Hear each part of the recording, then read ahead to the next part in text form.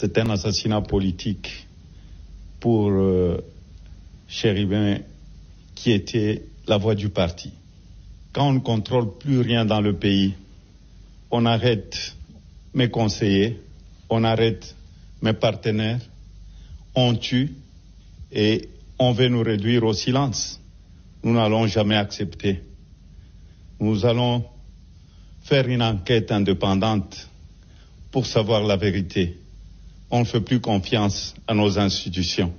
Vous interrompez votre séjour à Abidjan, vous rentrez au pays en passant par Lubumbashi, vous serez à Kinshasa ce soir?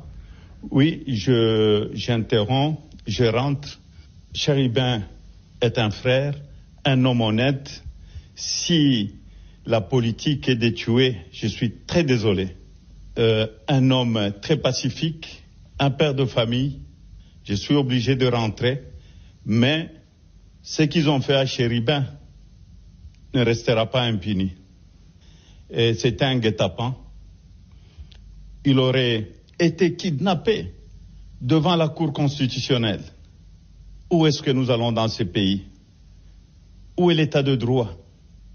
Si on doit tuer quelqu'un parce qu'il n'est pas d'accord avec la situation dont le pays fonctionne. Biso va député opposition, tozali na mawa makasi.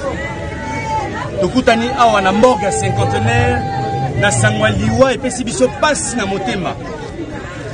Honorable Chéribin Okende bauti kobomaye ezali inadmissible dans un pays qui se dit démocratique.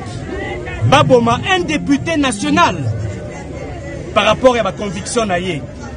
Yango tozo senga la peuple congolais mobimba etelema endima eloko wana te qu'un représentant du peuple abomama lokola moi ezali inacceptable. Et biso na ngambo opposition toko sala ba activité pour te revendiquer, pour te contester maître oyo. Merci beaucoup.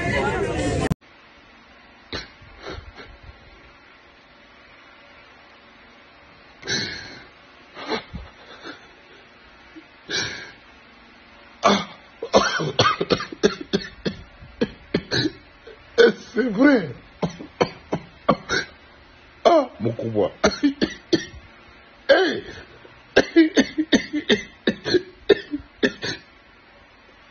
Non, c'est pas possible.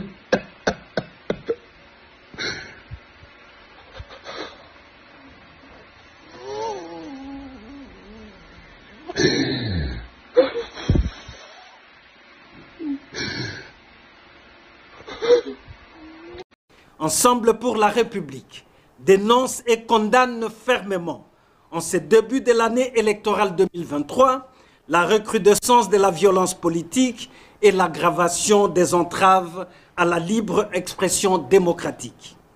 En effet, en ce moment même où notre pays est agressé par le Rwanda et ses supplétifs du M23 et que le peuple congolais a plus que jamais besoin de raffermir la cohésion nationale, des brigands manifestement manipulés perpètrent des actes de barbarie contre les installations de Ensemble pour la République, ses militants et cadres, en violation flagrante des droits et libertés fondamentaux des citoyens devant l'indifférence des autorités politiques, des autorités publiques, de forces de l'ordre et de sécurité.